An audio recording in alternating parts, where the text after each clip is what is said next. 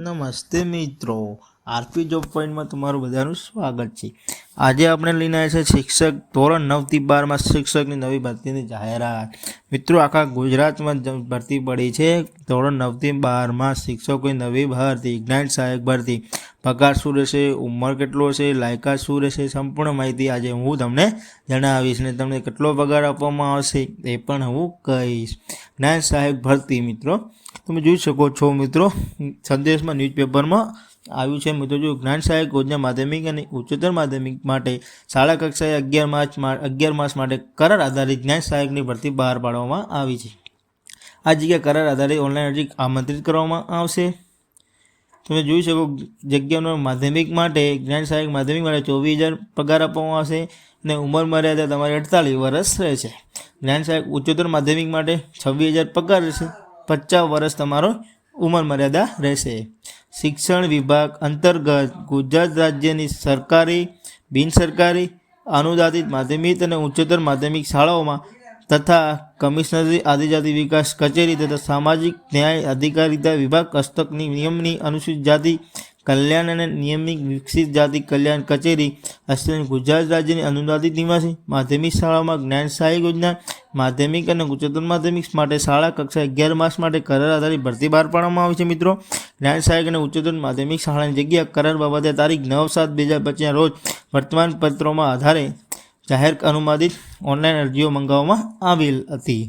તો મિત્રો જોઈએ ઉપરોક્ત જાહેરાત અને પ્રથમ તબક્કા બાદ ખાલી જગ્યા પ્રમાણે બીજા તબક્કાના જ્ઞાન સહાયકોની શૈક્ષણિક લાયકાત મુજબ કોઈપણ તબક્કા ટેટ પાસ કરેલ ઉમેદવારો પાસેથી ઓનલાઈન અરજી મંગાવવામાં આવે છે। બીજા તબક્કા બાદ ખાલી જગ્યા રહેવાના કિસ્સામાં છેલ્લા તબક્કામાં માધ્યમિક વિભાગ અને શૈક્ષણિક સ્નાતક તેમજ વ્યવસાયિક સ્નાતક, ઉચ્ચતર માધ્યમિક, શૈક્ષણિક અનુસ્નાતક તેમજ વ્યવસાયિક સ્નાતકની લાયકાત ધરાવતા ઉમેદવારોની અરજી મંગાવવાની કાર્યવાહી કરવામાં આવશે। ઉપરોક્ત જગ્યાઓ માટે ઉમેદવારોની વય મર્યાદા ઓનલાઈન અરજી કરવાની છેલ્લી તારીખ સુધી રહેશે। ઉમેદવારો માટે નીચે જણાવેલ વેબસાઇટ પર ઓનલાઈન અરજી કરવાની રહેશે।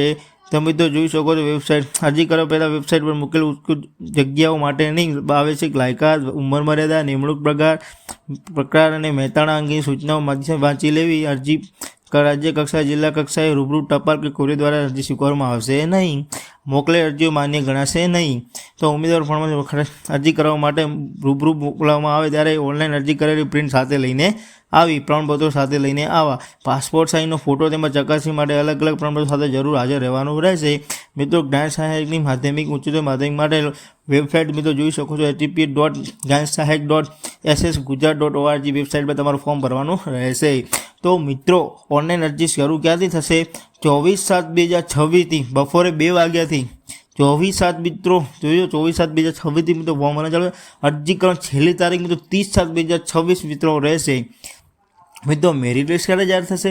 3/8/2026 રોજ।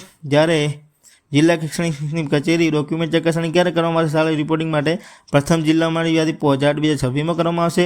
જિલ્લા શિક્ષણ કચેરી ડોક્યુમેન્ટ ચકાસણી માટે શાળા પસંદગી માટે રિપોર્ટિંગ બીજો જિલ્લો પસંદ કરવા માટે મિત્રો 7/8/2026 રહેશે।